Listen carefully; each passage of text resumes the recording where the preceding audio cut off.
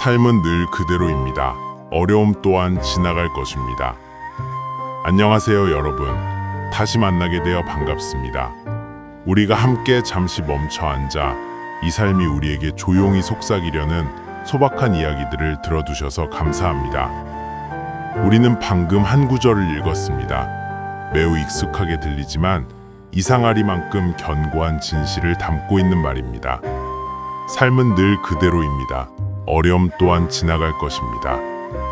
우리가 지쳐 있거나 극복할 수 없을 것 같은 도전에 직면했을 때, 그것이 업무 실패든 관계의 끝이든 단순히 오래 지속되는 고독감이든 우리는 종종 이 어려움이 영원할 것이라고 생각하는 경향이 있습니다.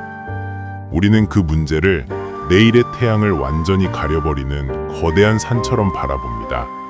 하지만 잠깐 숨을 고르고 천천히 생각해 봅시다. 이 문장의 두 부분, 삶은 늘 그대로와 어려움 또한 지나갈 것을 바라보세요. 삶은 늘 그대로라는 말은 만물의 영원한 운행, 본질적인 평온함을 암시합니다. 우리가 슬퍼하던 기뻐하던 태양은 여전히 뜨고 꽃은 피며 사계절은 순환합니다. 삶의 본질은 우리의 일시적인 고통 때문에 변하지 않습니다. 그리고 이것은 우리에게 큰 위로가 됩니다. 삶이 늘 그대로이기 때문에 어려움은 잠시 들르는 손님일 뿐 주인집은 아닙니다. 그것은 결코 영원히 머물지 않습니다. 감기에 걸린 것처럼 그것은 당신을 지치게 하지만 확실히 당신은 나을 것입니다. 기쁨이든 슬픔이든 그 유일한 법칙은 지나감입니다. 삶의 파도가 비록 해안을 때릴지라도 계속 가다 보면 목적지에 도착할 것입니다. 이 두 번째 구절은 우리를 현실과 직접 직면하게 합니다. 인생은 잔잔한 호수가 아니라 수많은 파도가 있는 바다입니다. 파도는 때때로 큰 충격일 뿐만 아니라 매일매일이 지속되는 작고 끈질긴 박박일 수도 있습니다. 집세, 업무 마감일 혹은 타인의 기대와 같은 것들입니다. 그것들은 멈추지 않고 해안에 계속 때립니다. 그리고 이곳에서 평범한 사람의 삶의 의지가 가장 분명하게 드러납니다. 의지란 개중 앞에서 연병하는 선언이 아니라 매일 아침 눈을 떴을 때 당신의 선택입니다. 그것은 계속 가다 보면 목적지에 도착할 것이다 라는 행동에 담겨 있습니다. 우리는 종종 빠르게 달려야 하고 장애물을 멋지게 뛰어넘어야 한다고 생각합니다. 하지만 사실 어려움 속에서 일어서는 사람들은 단 한 가지 일만 합니다. 그들은 멈추지 않습니다. 나는 아침 일찍 찹쌀밥을 파는 할머니의 모습을 기억합니다. 비가 오던 해가 뜨던 할머니는 늘 그 자리에 계셨습니다. 할머니에게는 거창한 사업 계획도 체인점을 열겠다는 암양도 없었습니다. 할머니가 가진 것은 그냥 하는 것의 소박한 끈질깁니다. 포장되는 찹쌀밥 한 봉지마다 작은 발걸음입니다. 버는 돈 한 푼마다 작은 축적입니다. 삶의 파도가 할머니의 수레를 기울게 할 수도 있지만 다음 날 아침 할머니는 다시 그 자리에 돌아오십니다. 이것이 바로 인내에 대한 교훈입니다. 눈앞의 길이 어두울 때 당신은 최종 목적지를 명확하게 볼 필요는 없습니다.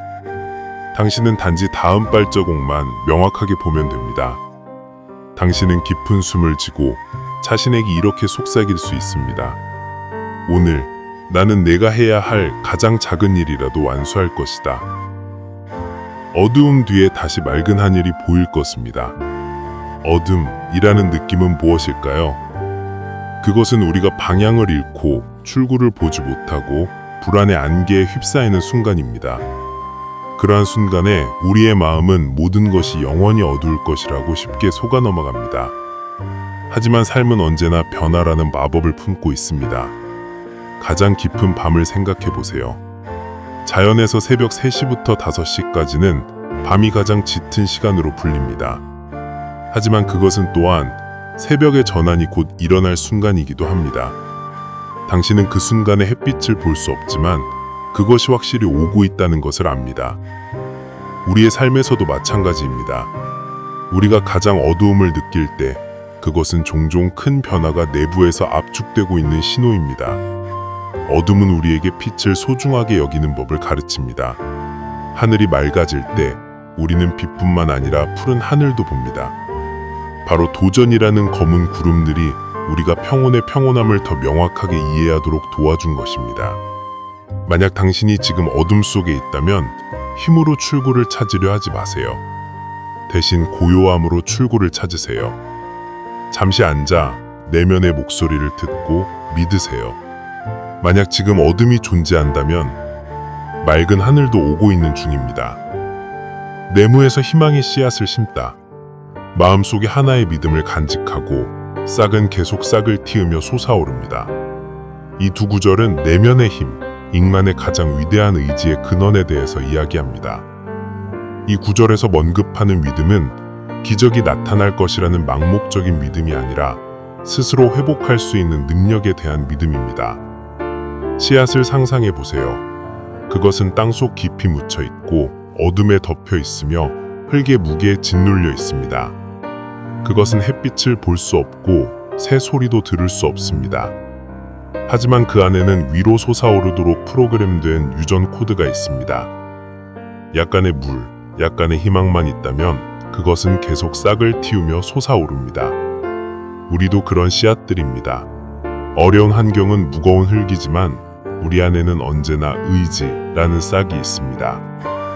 당신은 자신이 극복할 수 없을 것 같다는 일들을 이전에 극복했다는 것을 기억하십니까?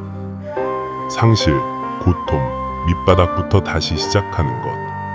당신이 넘어질 때마다 다시 일어설 때 그것은 당신의 싹이 단단한 땅을 뚫고 나온 한 번의 순간입니다. 이 과정이 너무나 조용하고 평범하게 진행되기 때문에 당신 스스로도 자신이 얼마나 강해졌는지 깨닫지 못할 수도 있습니다.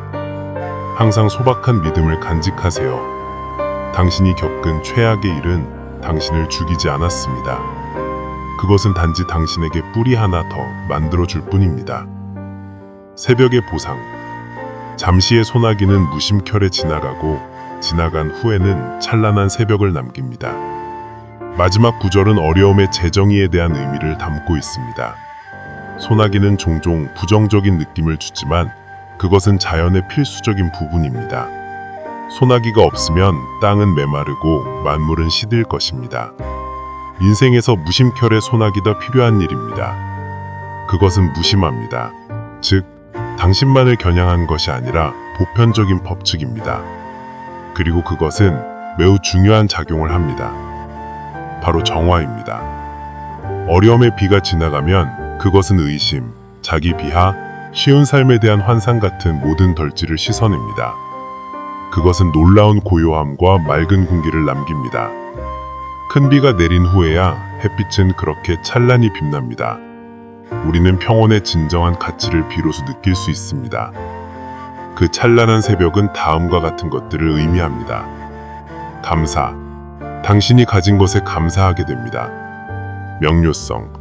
비가 환상을 씻어냈기 때문에 당신이 가야 할 길이 더 명확하게 보입니다. 자신감. 당신은 폭풍 속에서 살아남았기 때문에 자신이 할 수 있다는 것을 합니다. 이렇게 우리는 구절 하나하나를 함께 건드렸습니다. 파도와 씨앗으로부터 오는 메시지를 조용히 들었습니다.